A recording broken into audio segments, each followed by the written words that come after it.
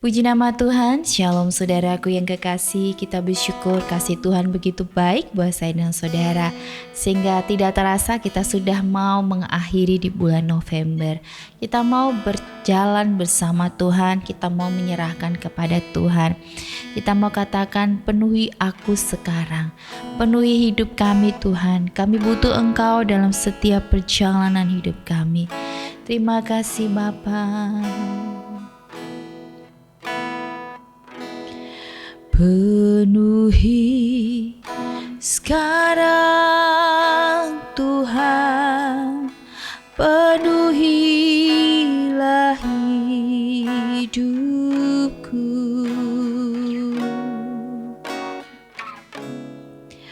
Hatiku bagai tanah gersang, merindukan jamaah Roh Kudus. Hidupku bagai bejana, ku bawa ke sungai-Mu Tuhan. Ingin ku redup kesejukan air hidup-Mu Tuhan.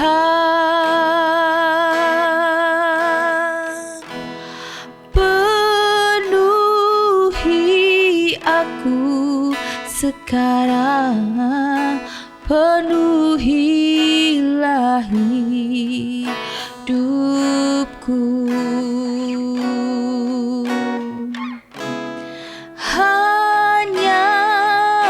Engkau yang ku rindu, jamalah hidupku Tuhan. Penuhi sekarang, penuhi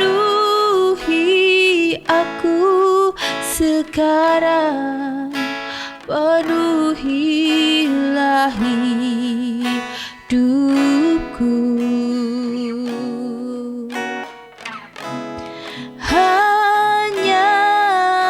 Engkau yang ku rindu, jamalah hidupku Tuhan. Penuhi kami Tuhan, penuhi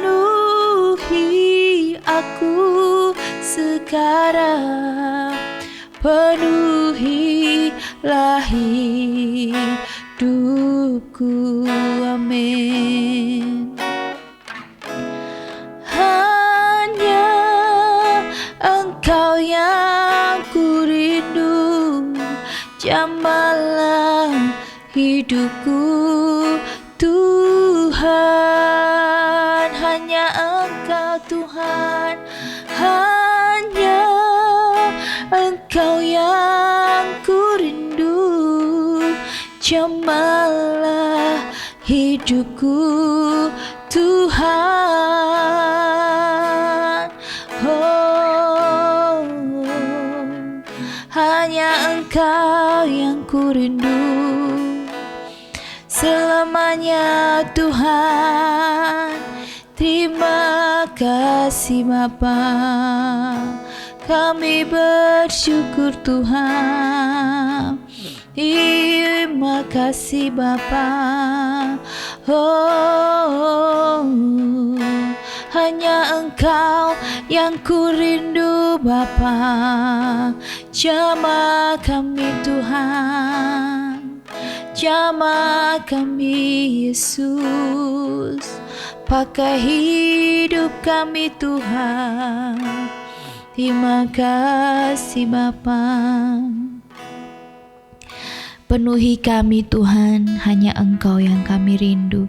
Benar Tuhan, dalam hidup ini tidak ada yang bisa membuat kami bahagia kalau di luar Engkau. Tidak ada yang abadi yang membuat kami bisa bahagia, sukacita. Tetapi kami mau berada di dalam Engkau. Hanya Engkau yang kami rindukan. Hanya Engkau yang kami rindukan dalam segala hal. Begitu Tuhan, kami datang di hadirat-Mu dengan penuh rasa cinta dan syukur kami di hadapan-Mu Bapa. Dan hari ini kami mau mempersiapkan hati kami, pikiran kami untuk merenungkan dan mendengarkan sabda firman-Mu. Berbicaralah Tuhan, pakai hamba-Mu, pakai juga kami yang mendengarkan, agar hidup kami ini boleh diisi dengan kekuatan daripada Tuhan. Terima kasih Bapa, di dalam nama Tuhan Yesus. Haleluya. Amin. Puji nama Tuhan. Shalom saudaraku yang kekasih. Kita bersyukur bahwa penyertaan Tuhan ya buat saya dan saudara selalu ada, dan kita tidak pernah kehilangan harapan selagi kita masih hidup. Masih ada harapan ya. Untuk itu kita datang kepada Tuhan harus dengan penuh kerinduan, cinta kepada Tuhan. Bukan karena kita menginginkan sesuatu, tetapi kita berharap kepada Tuhan, dan kita datang kepada Tuhan karena kita mencintai Tuhan. Ya saudara, dalam hidup ini kita menginginkan apapun ya Tuhan sebenarnya sudah menyediakan ya. Tetapi bagaimana kita bisa menjaga sikap kita selagi masih di dunia? Apa yang menjadi dominan dalam hidup kita? Apakah itu harta dunia atau kita mau mengejar hadirat Tuhan ya? Sulit memang untuk kita bisa jujur di hadapan Tuhan. Untuk mengejar hadirat Tuhan itu sulit ya.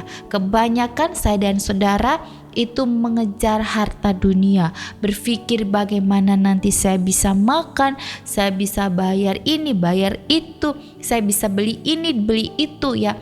Nah saudara ya, semuanya itu sebenarnya hanya bersifat sementara, dan kalau Tuhan mau kasih, Tuhan bisa banget memberikan ya apa yang menjadi keinginan saya dan saudara. Tetapi Tuhan mau saya dan saudara itu punya hati yang benar-benar mencintai Tuhan dengan tulus ya.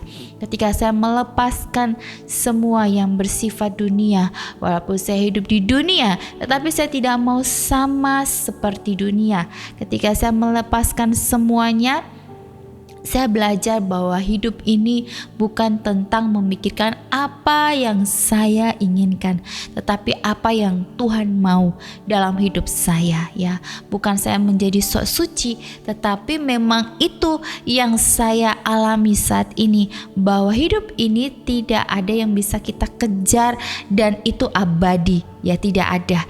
Endingnya juga kita akan tidak happy ya. Ketika kita mengejar dunia, saya yakin dan percaya 100% kita tidak akan happy, karena saya pun mengalaminya. Tidak akan pernah happy dan tidak akan pernah ada ujungnya. Tetapi ketika saya melepaskan semuanya, saya belajar bersama Tuhan, saya belajar untuk memahami apa yang Tuhan mau. Di situ yang saya dapatkan bukan berkat yang ada di dunia, tetapi di mana hati batin saya dipakai Tuhan, diperbaharui dengan sukacita dan damai sejahtera. Hari ini kita mau belajar bersama-sama dalam firman Tuhan tentang kasih terhadap saudara sebagai tanda hidup baru.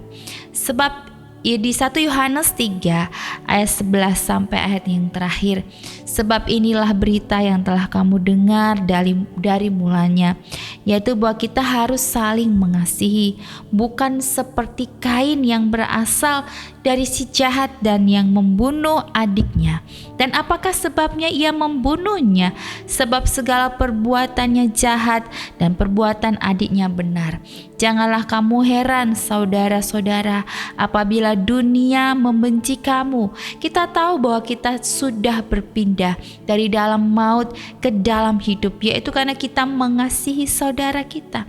Barang siapa tidak mengasihi, ia tetap di dalam maut. Setiap orang yang membenci saudaranya adalah seorang pembunuh manusia. Dan kamu tahu bahwa tidak ada seorang pembunuh yang tetap memiliki hidup yang kekal di dalam dirinya. Demikianlah kita ketahui kasih Kristus, yaitu bahwa Ia telah menyerahkan nyawanya untuk kita. Jadi kita pun wajib menyerahkan nyawa kita untuk saudara-saudara kita. Barang siapa mempunyai harta duniawi dan melihat saudaranya menderita kekurangan, tetapi menutup pintu hatinya terhadap saudaranya itu, bagaimanakah kasih Allah dapat tetap di dalam dirinya? Anak-anakku, marilah kita mengasihi bukan dengan perkataan atau dengan lidah, tetapi dengan perbuatan dan dalam kebenaran. Amin, puji nama Tuhan.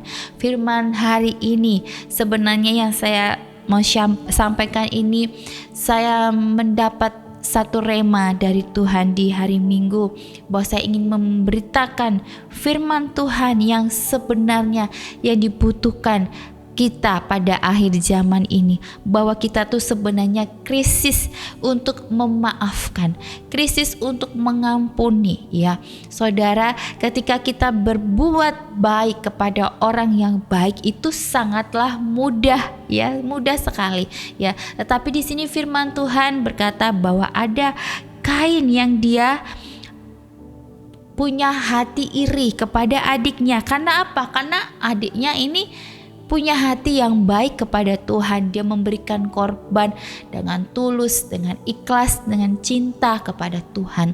Ketika dia memberikan yang terbaik ya kepada Tuhan, Habel ya, dia punya hati yang Tuhan tahu bahwa hatinya itu murni ya saudara, dan dia dipakai Tuhan.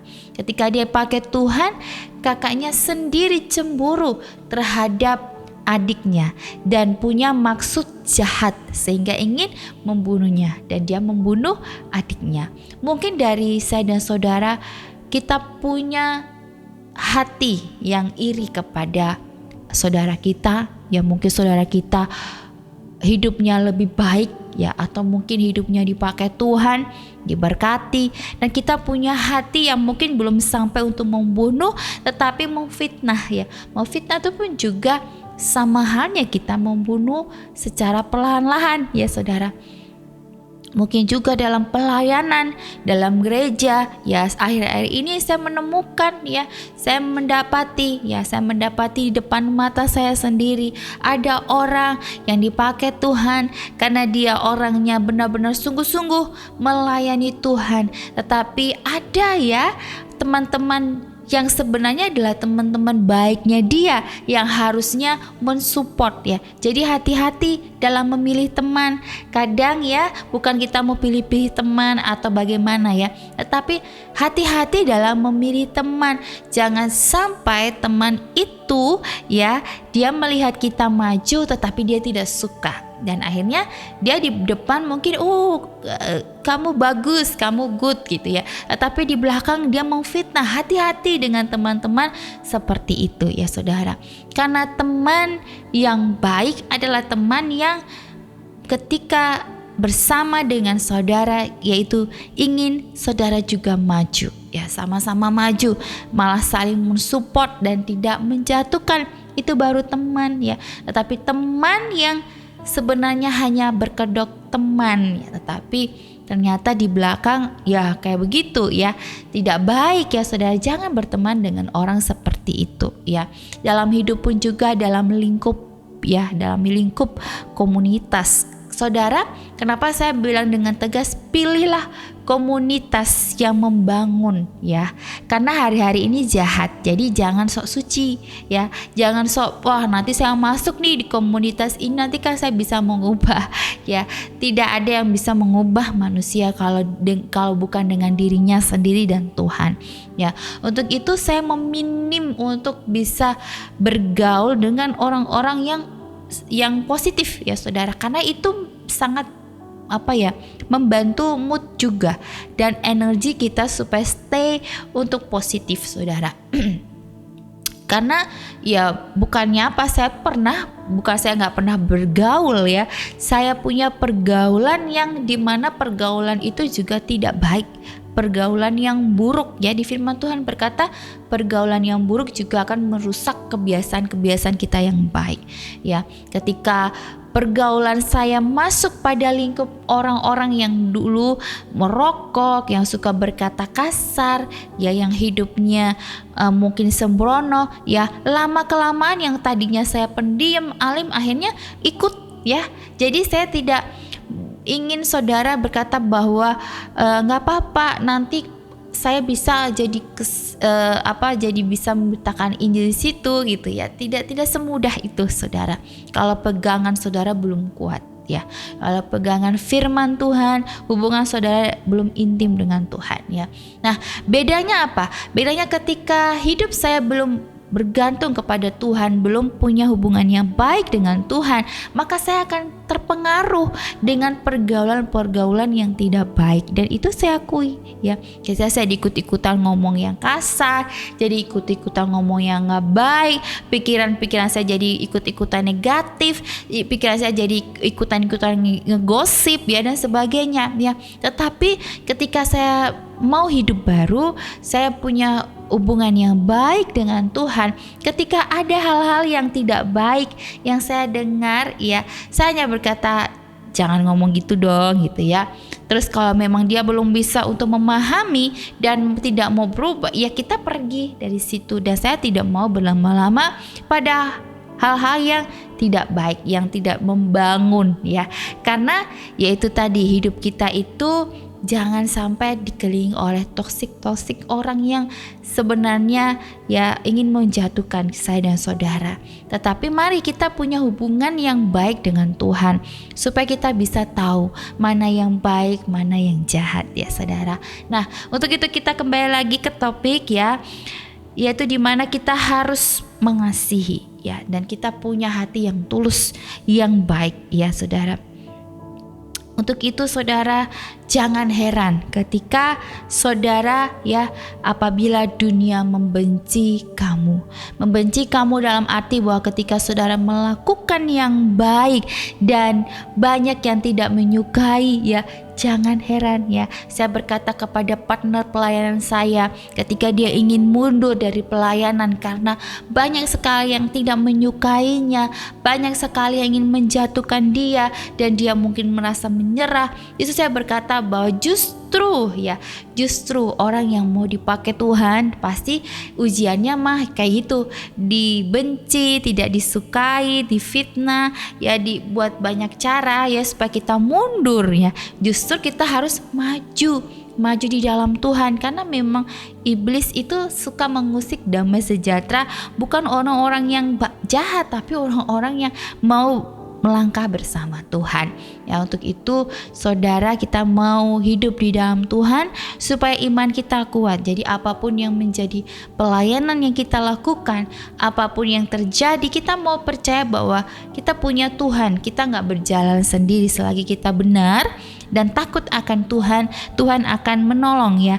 Dan bukan cuma di pelayanan saja ya, berkata benar juga ke dalam komunitasmu, di dalam keluargamu ya.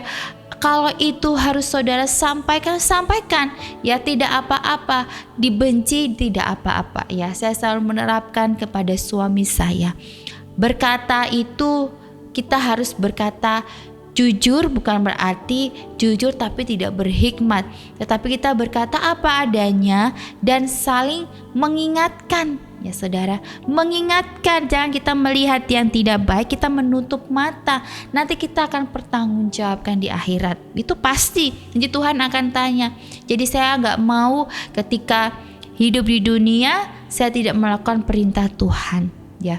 Jadi kalau hal yang tidak baik saya akan peringatkan, saya kasih tahu ya. Ketika dalam hidup ini ya, saya dipercobakan, diuji dengan saudara sendiri ya, untuk mengingatkan supaya tidak merokok ya. Karena itu demi kebaikannya, demi kesehatannya, demi istrinya, demi anaknya. Nah, kalau dia tidak mau mendengar, ya itu urusannya dia dengan Tuhan. Urusan kita mengingatkan dia ya saudara. Ketika kita mengingatkan dia, nanti dia akan berpikir bahwa ternyata saya harus menjaga diri saya ya. Jangan sampai kita diingatkan tapi hati kita keras, akhirnya kita mendapatkan satu hal yang sebenarnya yang harusnya kita tidak terjadi, tetapi hanya terjadi karena kesalahan kita, bukan ujian ya. Ujian dan teguran itu beda ya saudara ya. Kalau saudara ini sudah dikasih tahu tapi ngeyel ya, terus akhirnya terjadi musibah, jangan berpikir bahwa itu ujian, itu adalah teguran untuk saudara bertobat dan kembali kepada Tuhan. Dan selanjutnya bahwa kita ketahui bahwa Ia ini adalah Tuhan yang telah menyerahkan nyawanya untuk kita. Jadi kita pun wajib menyerahkan nyawa kita untuk saudara-saudara kita, yaitu saling tolong menolong ya, saling untuk bisa menyampingkan kepentingan pribadi kita. Ketika kita memikirkan orang lain, bukan berarti kita tidak memikirkan diri kita, tapi kita juga lebih dominan ya untuk memikirkan orang lain. Di situ ada berkat yang luar biasa yang Tuhan berikan buat saya dan saudara ya.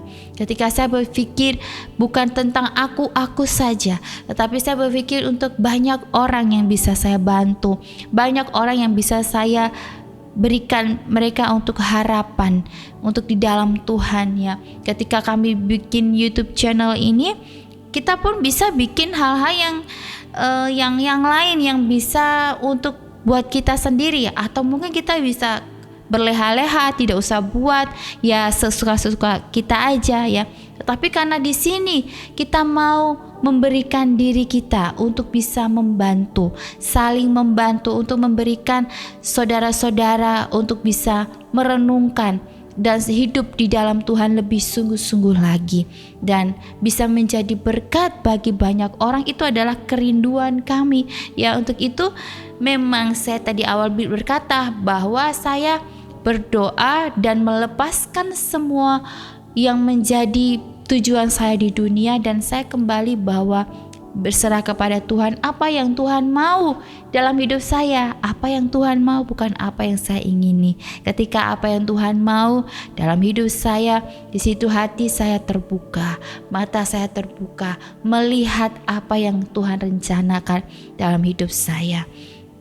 Dan percaya orang yang hidup di dalam Tuhan, dia tidak akan pernah merasa kurang, merasa khawatir, karena dia punya Tuhan yang baik, Tuhan yang tidak akan pernah meninggalkan, Tuhan yang menjamin. Dan barang siapa mempunyai harta duniawi dan melihat saudaranya menderita kekurangan, tetapi menutup pintu hatinya terhadap saudaranya itu, bagaimana kasih Allah dapat tetap di dalam dirinya ya saudara. Ketika saudara diberkati atau menjadi keluarga yang Tuhan pakai ya, jangan pakai untuk sombong, jangan pakai untuk pamer, jangan pakai untuk ini loh saya hebat daripada kamu, saya mah hebat, itu ada saya mah dari dulu kayak gitu-gitu aja nggak maju. Jangan. Justru kita harus saling menopang, saling membantu ya, memberikan ya.